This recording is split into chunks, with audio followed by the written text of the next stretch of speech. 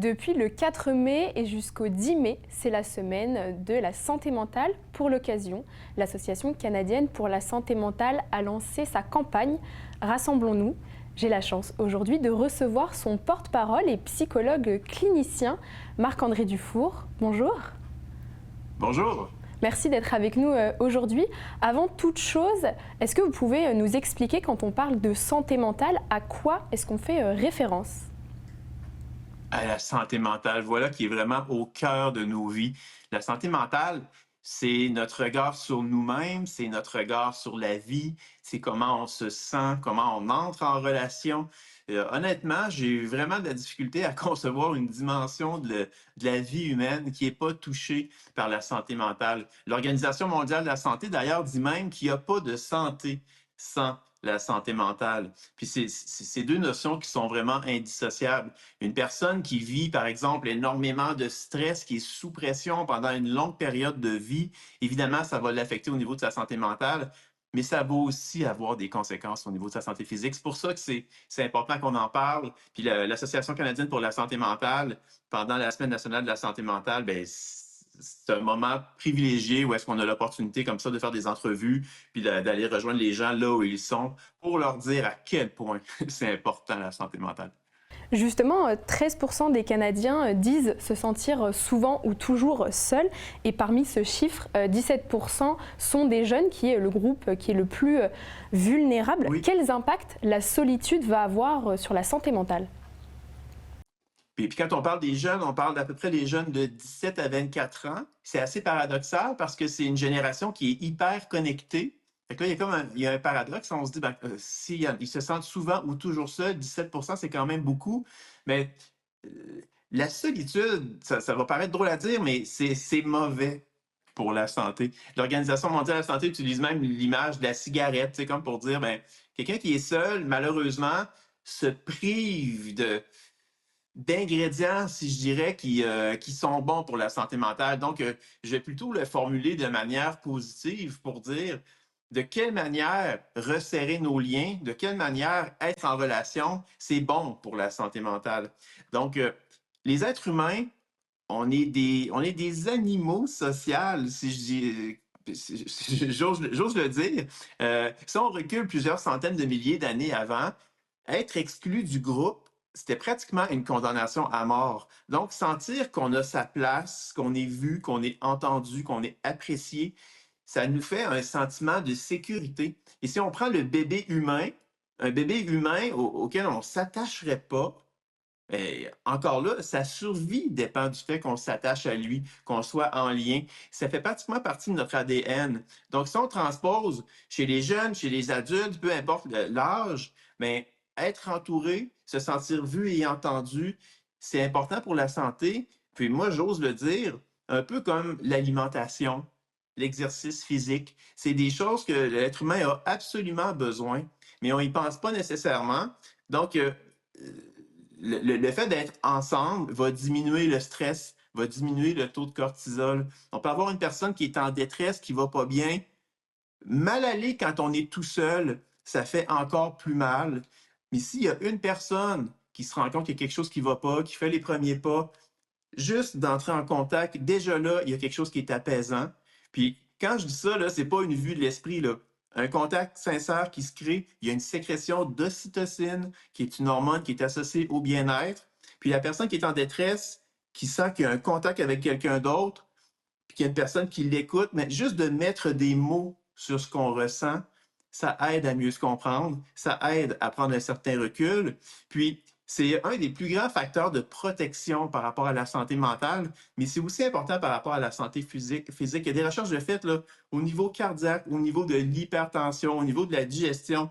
À peu près toutes les problématiques physiques ont une composante qui est reliée avec le stress, qui est reliée avec l'anxiété. Donc, si le fait d'être en lien diminue le stress, l'anxiété, si ça apaise, mais ça va être aussi bon pour la santé physique. Et du coup, les solutions concrètes, ça va être quoi ? De sortir de chez soi, de rencontrer du monde ? Comment je vais briser, moi, cette Ouais, solitude ? il y a un sondage qui dit qu'au Canada, il y aurait 24% des gens que leurs relations sont pratiquement entièrement en ligne. 24 c'est quand même beaucoup. Puis, c'est pas pour démoniser les médias sociaux, c'est un outil qui est très intéressant, mais il faut que ça reste un outil. C'est pas quelque chose qui vient remplacer les relations dans la réalité. Puis, j'ai l'impression que depuis la COVID-19, on observe une augmentation de la solitude, comme si le fait de s'être retrouvés tous un peu, chacun chez soi, avait pu faire en sorte que certaines personnes ont eu de la difficulté à ressortir, ont vécu un petit peu plus d'anxiété sur le plan social. Il y a des gens même aujourd'hui qui sont presque stressés de faire un téléphone, d'avoir un contact qui est directement ce que la vie a transposé en ligne. Donc, de manière concrète, moi, je dirais, pensez à votre entourage.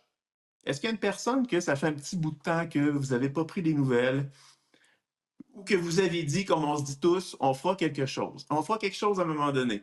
Là, il faut être un petit peu plus concret, hein, parce que des fois, on dit on fera quelque chose, mais ça n'arrive pas.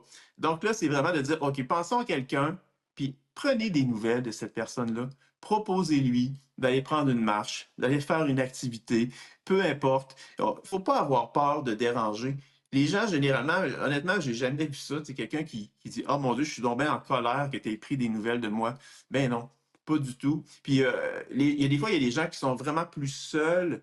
Ils peuvent aussi utiliser des ressources. Il y a des lignes d'écoute partout au Québec. Une personne qui se sent seule actuellement, qui se demande, est-ce qu'il y a des groupes de discussion? Est-ce qu'il y a des activités communautaires? Est-ce qu'il y a des... Peu importe, faites le 8 en 1, option 2. Ça, c'est Info Social. Ils sont au courant de toutes les ressources dans chacune des régions. Ils vont vous rediriger. Puis, Est-ce il y que a du bénévolat justement, aussi. est-ce que Oui, allez-y. justement votre campagne Rassemblons-nous fait partie de ce que vous pouvez proposer concrètement pour faire sortir quelqu'un de chez lui et qu'il aille retrouver du monde? Absolument. S'impliquer dans sa communauté. Il y a des organismes qui cherchent des bénévoles, il y a des besoins partout. Le fait de rendre service, ça fait du bien à la personne à qui on rend service, mais ça nous fait du bien à nous-mêmes. Puis des fois aussi, d'une façon encore plus facile, la simple courtoisie.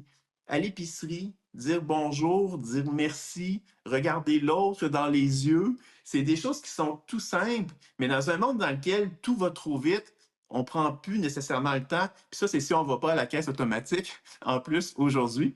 Donc, vraiment, la courtoisie, le respect, l'implication sociale, osez parler à vos voisins, informez-vous de comment ils vont. Vos collègues de travail, c'est la même chose. Puis, il faut jamais se fier juste à l'apparence. Des fois, on sait, par exemple, qu'un collègue va vivre une séparation et on se dit, bah, il a l'air correct.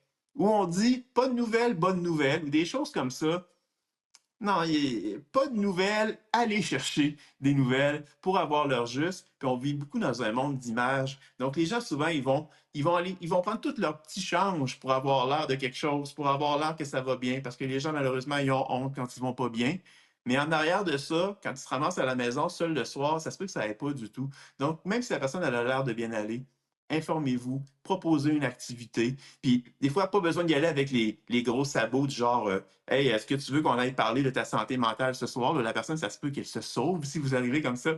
Allez-y de façon tout à fait informelle. Hey, ça me tenterait qu'on aille prendre un café. On va-tu faire une randonnée? Peu importe. Puis une fois que vous êtes ensemble, je vous dirais même, ouvrez-vous vous-même. Parlez vous-même d'abord de comment vous allez sincèrement. Puis dans ce temps-là, on donne l'exemple. Ça peut permettre à l'autre de faire la même chose. Donc si je comprends bien, en tant que personne qui me sent seule, je dois aller vers les gens, mais les gens peuvent aussi aller vers moi. Dans cette semaine-là, est-ce Oui. que l'Association canadienne pour la santé mentale met en place des choses? Parlez-moi de cette campagne, justement. Mais c'est ça, la campagne cette année, le thème, c'est vraiment Rassemblons-nous, parce qu'on veut rappeler l'importance des liens comme facteur de protection pour la santé mentale. Puis des associations canadiennes pour la santé mentale, il y en a une au Saguenay, il y en a à Québec, il y en a à Montréal. Chaque organisation organise un peu ses activités. La meilleure chose que je peux dire, c'est vraiment d'aller consulter les sites Internet de chacune des associations, que vous soyez au Saguenay, à Québec ou à Montréal, pour voir c'est quoi les activités. Il y a des ateliers, il y a des kiosques, il y a des conférences. Puis bien sûr, pendant la Semaine nationale de la santé mentale, mais tout au long de l'année, si vous voulez de l'information, si vous voulez qu'il y ait une équipe qui aille parler de santé mentale dans votre école, des choses comme ça, allez vraiment vous informer. Puis sur le site semaine-santé-mentale.ca, il y a des outils, il y a des informations. Puis comme ça, vous devriez avoir les détails pour chaque région. Merci beaucoup, en tout cas, Marc-André Dufour, d'avoir été avec nous et de nous avoir parlé de ce sujet qui est très important, la santé mentale.